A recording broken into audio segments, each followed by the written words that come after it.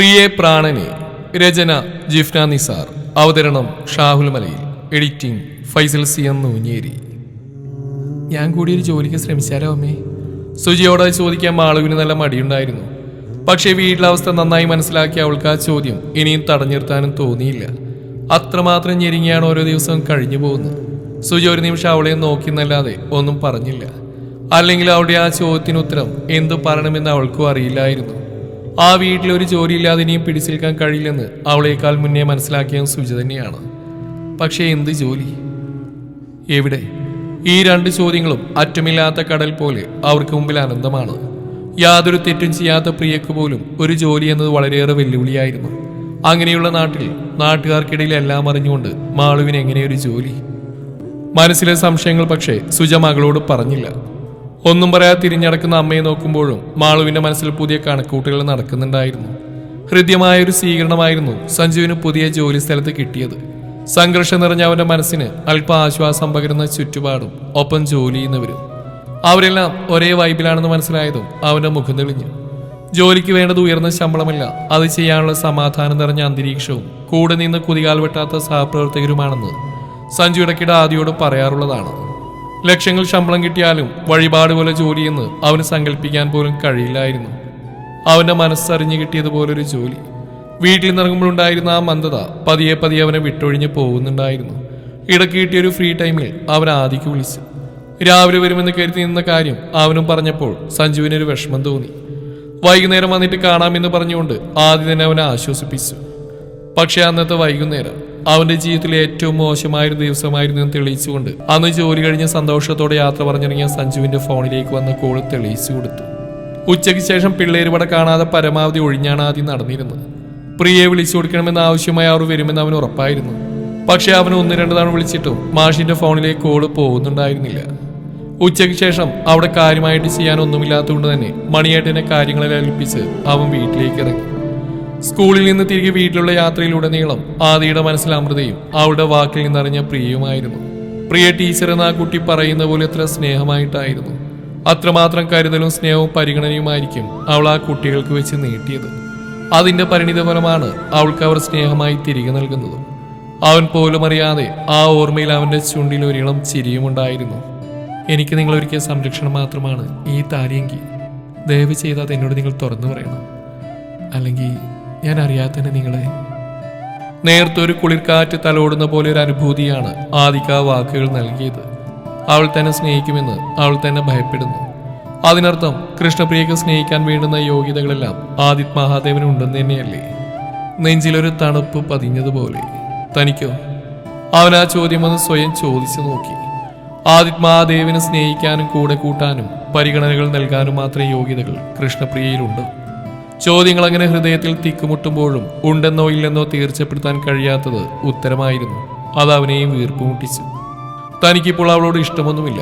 പക്ഷെ അതിനേക്കാൾ അവന് ആശ്വാസം തോന്നിയത് അവളോട് തനിക്കിപ്പോൾ പഴയ ദേഷ്യവും വെറുപ്പും തോന്നുന്നില്ലെന്ന് തന്നെയായിരുന്നു. അറിയുന്തോറും ഇനിയും അറിയാനേറെയുള്ളൊരു തപസ്യയായിരുന്നു ആദിക്ക് കൃഷ്ണപ്രിയ.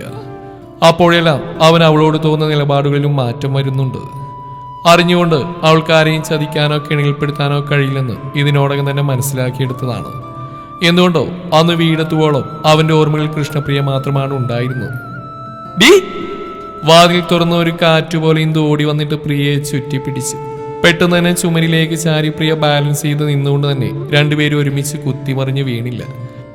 അവൾക്ക് പിന്നിൽ ചിരിയോടെ ആ പ്രവൃത്തികൾ നോക്കി നിൽക്കുന്ന ഒരാൾ. പ്രിയയുടെ നോട്ടം കണ്ടിട്ട് ഇന്ദുവിന് പിന്നിൽ നിൽക്കുന്ന ചെറുപ്പക്കാരൻ ചിരിയോടെ പറഞ്ഞു. പ്രിയയുടെ മുഖം വിടർന്നു. കല്യാണം വിളിക്കാൻ എന്തായാലും നിന്റെ വീട്ടിലേക്ക് വരുന്നുണ്ടെന്ന് ഇന്ദു അവൾക്ക് ഉറപ്പ് കൊടുത്തിരുന്നുവെങ്കിലും എന്ന് വരുമെന്ന് എപ്പോൾ വരുമെന്നൊന്നും പറഞ്ഞിരുന്നില്ല. അതുകൊണ്ട് തന്നെ പെട്ടെന്ന് അവരെ കൺമുമ്പിൽ കണ്ടതും പ്രിയ പകച്ചുപോയി. ഇന്ദു മതി, ഒന്ന് വിടടി, ഞാൻ നിന്റെ ചെക്കനെ അകത്തോട്ട് വിളിക്കട്ടെ, മോശമല്ലേ? താൻ ഇറുകെ കെട്ടിപ്പിടിച്ച് നിൽക്കുന്ന ഇന്ദുവിന്റെ കാതിൽ പ്രിയ വൈഷ്ണവ് കേൾക്കാതെ പതിയെ പറഞ്ഞു. ആഹാ, ആദ്യം നീ എന്നെ വിളി അകത്തേക്ക്, ഞാനല്ലേ നിന്റെ കൂട്ടുകാരി, പിന്നല്ലേ കൂട്ടുകാരിയുടെ ചെക്കൻ. ഇന്ദു അവളിൽ നിന്ന് അകന്ന് മാറിക്കൊണ്ട് കണ്ണുരുട്ടി. നിനക്കൊരു മാറ്റവും ഇല്ല. അവളുടെ മുഖം കണ്ടിട്ട് പ്രിയ ചിരിയോടെ പറഞ്ഞു. അല്ലെങ്കിൽ ഈ 3-4 ദിവസം കൊണ്ട് എനിക്കെന്തൊരു മാറ്റം വരാനാ? പക്ഷെ നിനക്കൊരു മാറ്റം വന്നിട്ടുണ്ട്. പ്രിയ അടിമുടി നോക്കിക്കൊണ്ട് വല്ലാത്തൊരു ചിരിയോടെ ഇന്ദു പറഞ്ഞതും പ്രിയ അവളെ തുറിച്ചു നോക്കി.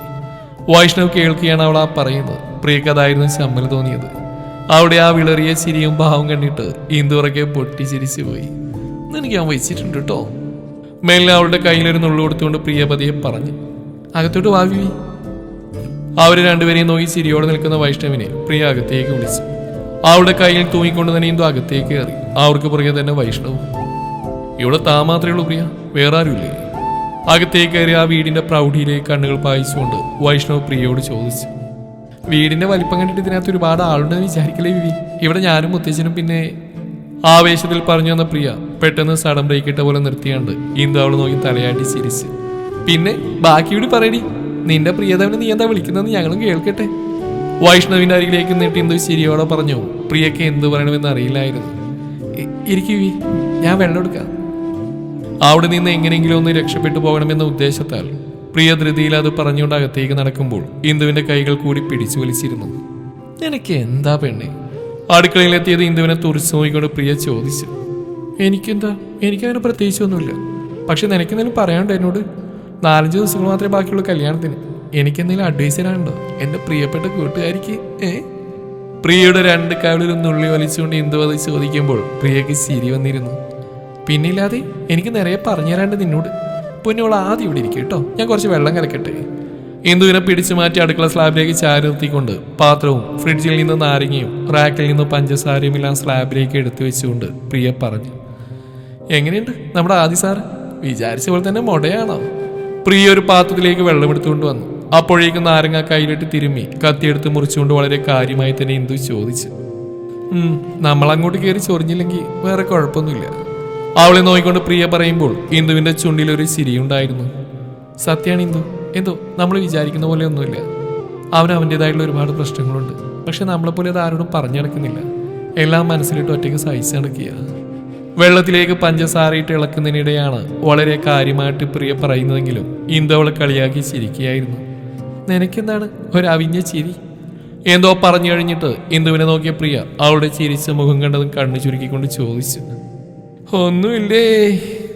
ഇന്ദു അവളുടെ കൈ പിടിച്ചെടുത്ത് തിരുമ്മി പദം വരുത്തിയ നാരങ്ങ പ്രിയയുടെ കൈയിലേക്ക് വെച്ച് കൊടുത്തുകൊണ്ട് തിരികെ നടന്ന് അടുക്കള വാതിൽ തുറന്നു. എന്നിട്ട് ഇനി എപ്പോഴാണ് നിന്റെ ആദിസാറ് വരുന്നത്? അതിനെക്കുറിച്ച് പറ. അടുക്കള വാതിൽ തുറന്ന് പുറത്തേക്ക് നോക്കി നിൽക്കുന്നതിനിടെ ഇന്ദു തലയിരിച്ച് പ്രിയയെ നോക്കി ചോദിച്ചു. അതെനിക്കറിയില്ല, മിക്കവാറും സ്കൂൾ വിട്ടിട്ടാ വരാറ്. പ്രിയ അവളെ നോക്കിക്കൊണ്ട് ചിരിയോടെ പറഞ്ഞു. അവൾ വെള്ളമൊക്കെ റെഡിയാക്കി 2 ഗ്ലാസ്സിലേക്ക് പകർത്തുമ്പോഴേക്കും ഇന്ദു പുറത്തേക്കൊന്ന് ഇറങ്ങി പരിസരമൊക്കെ നോക്കിക്കണ്ടതിന് ശേഷം വീണു പ്രിയക്കരികിലേക്ക് കയറി നിന്നു. ഇത്രയും വലിയൊരു വീട്ടിൽ നിനക്കിവിടെ ഒറ്റയ്ക്കിരിക്കാൻ പേടിയില്ലേ പെണ്ണേ? ഇന്ദു തിരികെ കയറി വാതിലടച്ചുകൊണ്ട് പ്രിയയോട് ചോദിച്ചു. പിന്നെ എനിക്ക് ഇതിലും വലിയ അവസ്ഥകളിൽ ഒറ്റയ്ക്ക് ജീവിക്കേണ്ടി വന്നിട്ടുണ്ട്. അന്നൊന്നും പേടിച്ചിട്ടില്ല. പിന്നെയാണോ ഈ പട്ടാപകര അടച്ചുറപ്പുള്ള ഒരു വീട്ടിനകത്ത് ഒറ്റയ്ക്കിരിക്കുക എന്നുള്ളത്? പ്രിയ ചിരിയോടെ അവൾക്ക് വെള്ളമെടുത്ത് നീട്ടി. ഓ, ഞാനത് മറന്നു. നീ അല്ലെങ്കിൽ ജാൻസി റാണിയുടെ അനിയത്തിയായിട്ട് വരുമല്ലോ ധൈര്യത്തിന്റെ കാര്യത്തിൽ. ഇന്ദു പറഞ്ഞു കേട്ട് പ്രിയ ചിരിയോടെ തന്നെയാണ് തലയാട്ടിയത്.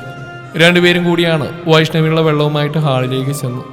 അവൻ അപ്പോൾ ആ വീടിന്റെ ഭംഗിയെയും ഹാളിലെ ഫർണിച്ചറുകളുടെ പഴമയുടെ ഡിസൈനിലെ ഭംഗിയെല്ലാം നോക്കി നിൽക്കുകയാണ്. എന്തൊരു ഭംഗിയാടോ പ്രിയ ഈ വീട്, നിന്റെ ചുറ്റുപാടും. നമ്മളെ മോഹിപ്പിക്കുന്ന ഒരു അറ്റ്മോസ്ഫിയറാണ് ഇതിനകത്തും പുറത്തുള്ളത്. രണ്ടും ഏതൊരാണെങ്കിൽ റൊമാൻറ്റിക്കായി കളയും. ഇതുപോലൊരു വീട്ടിൽ ജീവിക്കുക എന്നുള്ളത് തന്നെ ഇന്നത്തെ കാലത്ത് അങ്ങനെ എല്ലാവർക്കും കിട്ടുന്ന ഭാഗ്യമല്ലല്ലോ. ഏതായാലും തനിക്ക് ഭാഗ്യമുണ്ട്. ആ ഭാഗ്യം തന്റെ കൂടെ തന്നെ ദൈവം നിലർത്തി തരട്ടെ.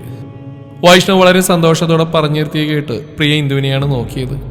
അവളുടെ സ്വഭാവത്തിന് ചേർന്ന പയ്യൻ തന്നെയാണ് വൈഷ്ണവെന്ന് ആ ഒരൊറ്റ സംസാരത്തിൽ കൂടി തന്നെ പ്രിയക്ക് മനസ്സിലായിരുന്നു. അത് അവൾ ഒരുപാട് ആഹ്ലാദിപ്പിക്കുകയും ചെയ്തു. കാരണം ഇന്ദുലേഖ പ്രിയക്ക് വെറുമൊരു കൂട്ടുകാരി മാത്രമായിരുന്നില്ല.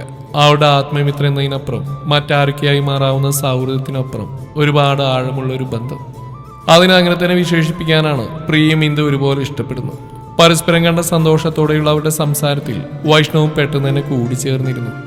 യാതൊരു അപരിചിത്വവുമില്ലാതെ പ്രിയയോട് വൈഷ്ണവ് സംസാരിക്കുന്നുണ്ടായിരുന്നു. നിശ്ചയം കഴിഞ്ഞതിന്റെ പിറ്റേന്ന് മുതൽ ഓരോ ശ്വാസത്തിലും ഇന്ദുലേഖ പറയാറുണ്ടായിരുന്നു കൂട്ടുകാരിയായിരുന്നു പ്രിയ. അതുകൊണ്ട് തന്നെ വൈഷ്ണവിനെ അവളെ നന്നായിട്ട് അറിയാം.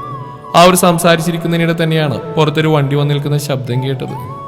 ആദ്യമായിരിക്കോ പ്രിയെ? വൈഷ്ണവാണ് ആ സംശയം ചോദിച്ചത്. അപ്പോഴും പ്രിയക്ക് തീർച്ചയില്ലായിരുന്നു. അത്രയും നേരത്തെ അവൻ സ്കൂളിൽ നിന്ന് വരാനുള്ള യാതൊരു സാധ്യതയും അവൾ നോക്കിയിട്ട് കണ്ടിരുന്നില്ല. പക്ഷെ അവൾ പുറത്തേക്ക് ഇറങ്ങുന്നതിന് മുമ്പേ തന്നെ സിരിയോടകത്തേക്ക് ഓടിക്കയറി വന്നിരുന്ന ആദി ഹാളിലുള്ളവരെ കണ്ട് ഒരു നിമിഷം നിന്നുപോയി. ഇന്ദുവിന് അവന് പെട്ടെന്ന് തന്നെ മനസ്സിലായി. അവളോടൊപ്പം ചേർന്നിരിക്കുന്ന വൈഷ്ണവിന് നേരെ അവന്റെ നോട്ടം നീണ്ടു. ശേഷം അവൻ സംശയത്തോടെ പ്രിയയെ നോക്കി. ഇന്ദുലേഖ അവളെന്റെ കൂട്ടുകാരിയാ, അത് വൈഷ്ണവ് അവളുടെ ഉഡ്ബിയാ. അവന്റെ നോട്ടം കണ്ടതും അതിലർത്ഥം മനസ്സിലായതുപോലെ പ്രിയ പതിയെ പറഞ്ഞു. ഹായ്. ചിരിയോടെ ആദ്യം കൈ നീട്ടി അരികിലേക്ക് എത്തിയത് വൈഷ്ണവ് തന്നെയാണ്.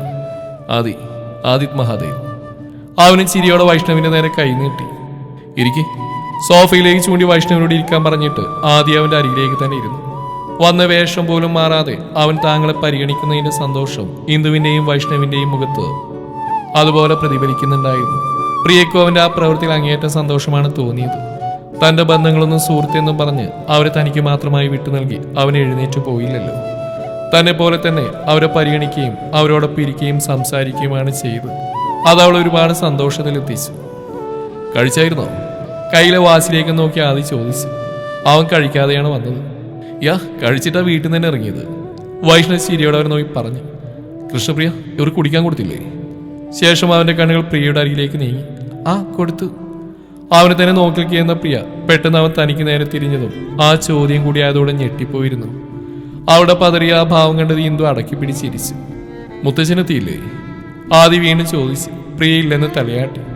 അപ്പോഴെല്ലാം ഇന്ദു ചിരിക്കുന്നുണ്ട്. ആദ്യം വൈഷ്ണവും കാണാതെ പ്രിയ അവളെ നോക്കി കണ്ണുരുട്ടി കാണിക്കുന്നുണ്ട്. യാതൊരു അപരിചിത്വവുമില്ലാതെ ആദ്യം വൈഷ്ണവും സംസാരങ്ങളിലേക്ക് കടന്നു. ഇന്ദുവിന്റെ കൈ പിടിച്ചുകൊണ്ട് പ്രിയ പുറത്തെ വരാന്തയിലേക്ക് ഇറങ്ങി. ഹാപ്പി അല്ലേടി? ആ തൂണിന്റെ അപ്പുറവും ഇപ്പുറവും ചാരി നിൽക്കുമ്പോൾ ഇന്ദു ചോദിച്ചു. ചിരിയോടെ പ്രിയ തലയാട്ടി കാണിച്ചു. വീട്ടിലുള്ളവർ ആലോചിക്കുമ്പോഴേ എനിക്ക് നല്ല ബുദ്ധിമുട്ടിലായും കാര്യങ്ങളല്ല. അത് പറയുമ്പോൾ പ്രിയയുടെ മുഖം മങ്ങി. തൽക്കാലം നീ ഇപ്പൊ വേണ്ടാത്തൊന്നും ആലോചിക്കണ്ട. ഇത്ര വരെയൊക്കെ ശരിയായില്ലേ? അതുപോലും നമ്മൾ വിചാരിച്ചാലല്ലോ. ഇനിയും ബാക്കി അങ്ങോട്ട് ദൈവം തന്നെ ശരിയായിക്കോളൂ. നീ സമാധാനമായിട്ടിരിക്കെ. എന്തെങ്കിലുമൊക്കെ ഒരു വഴിയുണ്ടാവും. നിന്റെ ആദ്യമായിട്ടുണ്ട് നിനക്കുള്ള അതേ ഇഷ്ടം മൂപ്പർക്ക് നിന്നോടും ഉണ്ടോ? ഇന്ദുവിന്റെ ചോദ്യം കേട്ടതും പ്രിയ ഒന്ന് പതറി. അല്ല, എനിക്ക് അവളൊരു മറുപടി പറയാൻ കഴിയാതെ വിക്കി. നിനക്ക് ഇഷ്ടമല്ലെന്ന് പറയാൻ വരുവാണോ? പ്രിയ നിന്ന് പരിങ്ങുന്ന കണ്ടതും ഇന്ദു അവൾക്കരികിലേക്ക് നീങ്ങി നിന്നിട്ട് അവളെ കെട്ടിപ്പിടിച്ചു. നിനക്ക് അവനോട് ഇഷ്ടമുണ്ട് നീ പറഞ്ഞിട്ട് വേണം എനിക്കറിയാം. നിന്റെ കണ്ണുകളിലേക്ക് നോക്കിയാ എനിക്കതറിയാം. ഇന്ദു പറയുമ്പോൾ പ്രിയ ഒന്നും പറയാനില്ലാത്ത പോലെ മുഖം കുനിച്ചു. നീ എന്താണ് ഒരുമാതിരി കള്ളികളെ പോലെ? ആദിത് മഹാദേവ് നിന്റെ ഭർത്താവാ പെണ്ണെ. നിനക്ക് സ്നേഹിക്കാനും മോഹിക്കാനും നിന്റെ സ്വന്തം പ്രോപ്പർട്ടിയാണത്. പിന്നെ എന്തിനാ നിനക്ക് ഒളിച്ചു കളി? ഇന്ദു അവളുടെ കവിളിലും തട്ടിയിട്ട് പതിയെ പറഞ്ഞു. പക്ഷെ ആദിത് മഹാദേവ് എന്നെ അവന്റെ ഗതികേട് കൊണ്ട് കൂടെ ചേർത്ത ഇന്ദു. അന്നുവരെ ഇന്ദു അവളെ കണ്ടിട്ടില്ലാത്തൊരു നിരാശയുണ്ടായിരുന്നു പ്രിയ അത് പറയുമ്പോൾ. ഇതെന്താ ഇങ്ങനെ? പ്രിയയിൽ നിന്നുള്ള പിടിവിട്ട് ഇന്ദു കുറച്ചു മാറി നടുവിന് കൈകുത്തി അവളെ നോക്കി കണ്ണുരുട്ടി. എന്നാ നിന്നോട് പറഞ്ഞിട്ടുണ്ടോ? അവളുടെ ചോദ്യം കേട്ടതും പ്രിയ ഇല്ലെന്ന് തലയാട്ടി കാണിച്ചു. അല്ല, ഇനി പറഞ്ഞിട്ടുണ്ടെങ്കിൽ തന്നെയും അത് തന്നെയല്ലായിരുന്നു സത്യം. പക്ഷെ അത് അവന് മാത്രമല്ല, നിനക്കും അങ്ങനെ തന്നെ അല്ലായിരുന്നോ? രണ്ടുപേരും ഗതികേട് കൊണ്ട് ഒന്നു ചേർന്നവരാ. അല്ല, അങ്ങനെയല്ല. ആരെയൊക്കെയോ ചതികളിൽപ്പെടുത്തി ഒന്നു ചേർത്തവരാ. ഏത് തന്നെയാലും ഇന്നവൻ നിനക്കും നീ അവനും സ്വന്തം. ഇനി അതാണ് രണ്ടുപേരും ഓർക്കേണ്ടത്. കഴിഞ്ഞു പോയതിനെ കുറിച്ചുള്ള മറന്നു കളയണം. എന്നിട്ട് സുന്ദരമായൊരു ജീവിതം മുന്നിലുണ്ട്. അതിലേക്കാ കണ്ണു മനസ്സ് തുറന്നു വെക്കേണ്ടത്. മനസ്സിലായോ? ഇന്ദു പ്രിയയുടെ കവളിൽ അവൾക്ക് നോവാത്ത വിധം പിടിച്ചു വലിച്ചുകൊണ്ട് സ്നേഹത്തോടെ തന്നെ പറഞ്ഞു. എന്റെ പ്രിയ, എനിക്ക് നിന്നെ കാണുമ്പോൾ ഒരു പാട്ട് പാടാൻ തോന്നുന്നുണ്ട്. താൻ പറയുന്നതായിട്ട് ചുണ്ടുളിച്ച് നിൽക്കുന്ന പ്രിയയെ നോക്കി ഇന്ദു ചിരി അടക്കി പിടിച്ചുകൊണ്ട് പറഞ്ഞു. അതേത് പാട്ട്? പ്രിയയുടെ നെറ്റി ഒളിഞ്ഞു. മറ്റേ പാട്ടില്ലേ, പ്രേമം കൊണ്ടാൽ ഏത് പെണ്ണും പൂച്ചയെ പോലെ, കേട്ടിട്ടുണ്ടോ? ഇന്ദു ചിരിയോട് അവളിൽ നിന്ന് പിന്നിലേക്ക് നടന്നു നീങ്ങി പറയുമ്പോൾ പ്രിയ പല്ലിയൊടിച്ചുകൊണ്ട് അവളെ കൈനീട്ടി പിടിക്കാൻ എത്തും മുമ്പേ ഇന്ദു നീളം വരാന്തയിലൂടെ ഓടിക്കഴിഞ്ഞിരുന്നു. അവൾക്ക് പുറകെ പ്രിയയും. പിന്നെ ഏറെ നേരം കഴിഞ്ഞ് ആദിയും വൈഷ്ണവും പുറത്തേക്ക് ഇറങ്ങി വരുമ്പോഴും ഇന്ദുവും പ്രിയയും സംസാരിച്ച് കഴിഞ്ഞിട്ടുണ്ടായിരുന്നില്ല. അപ്പോഴേ പോകണ്ടേ, ടൈം ഒരുപാടായി.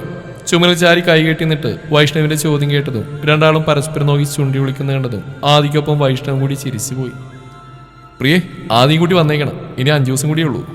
വൈഷ്ണവ് പ്രിയയുടെ നേരെ നോക്കി പറയുന്ന കേട്ടതും ഇന്ദു നാവ് അടിച്ചു. സത്യത്തിൽ കല്യാണം വിളിക്കാനാണ് വന്നെങ്കിലും അവളത് പറയാനും പ്രിയ ചോദിക്കാനും വിട്ടുപോയിരുന്നു. പിന്നെ അതിന്റെ പേരിൽ ഇന്ദുവിനെ വൈഷ്ണവ് കളിയാക്കുന്ന കേട്ട് പൊട്ടിച്ചിരിക്കുന്ന പ്രിയയുടെ നേരെയായിരുന്നു ആദിയുടെ നോട്ടം. അവിടെയുള്ളതപ്പോൾ അവനറിയാത്ത മറ്റൊരു കൃഷ്ണപ്രിയ. അവൾ ഉറക്കെ ചിരിക്കുന്നു, സംസാരിക്കുന്നു. ഇന്ദുവിൻ്റെയും വൈഷ്ണവിൻ്റെയും വഴക്കൂടലുകളെയും കളിയാക്കി ചിരിക്കലിനെയും ആസ്വദിക്കുന്നു. സത്യത്തിലെയും മരം കയറിക്ക് എത്രയെത്ര ഭാവങ്ങളാണ്. ഏയ്! ചിരിയോടെ വൈഷ്ണവ് കുലുക്കി വിളിക്കുമ്പോഴാണ് ആദ്യം ഞെട്ടിക്കൊണ്ട് പ്രിയയിൽ നിന്ന് ഓട്ടം മാറ്റിയത്.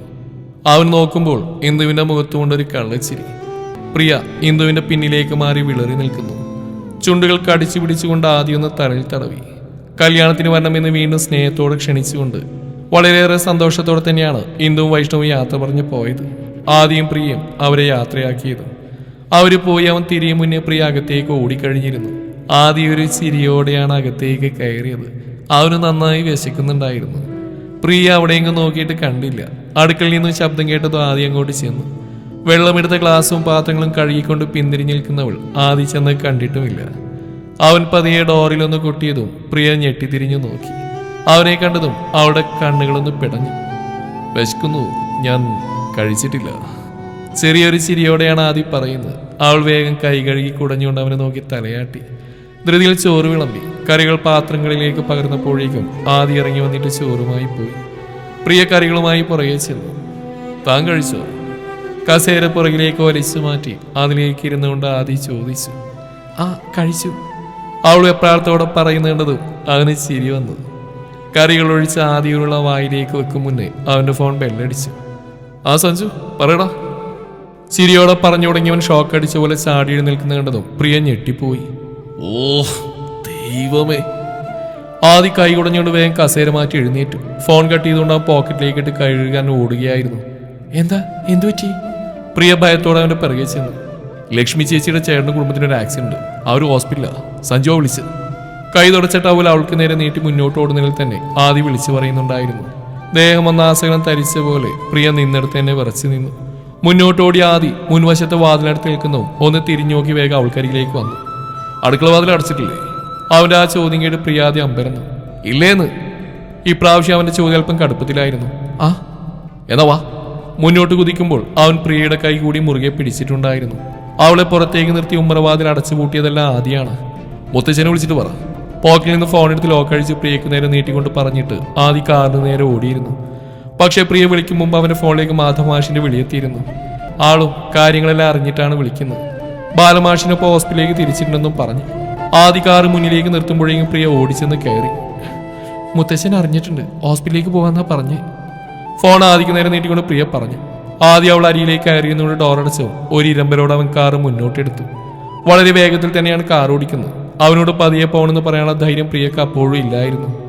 കാരണം അവന്റെ മുഖത്തുള്ള ഭാവങ്ങൾ അങ്ങനെയായിരുന്നു.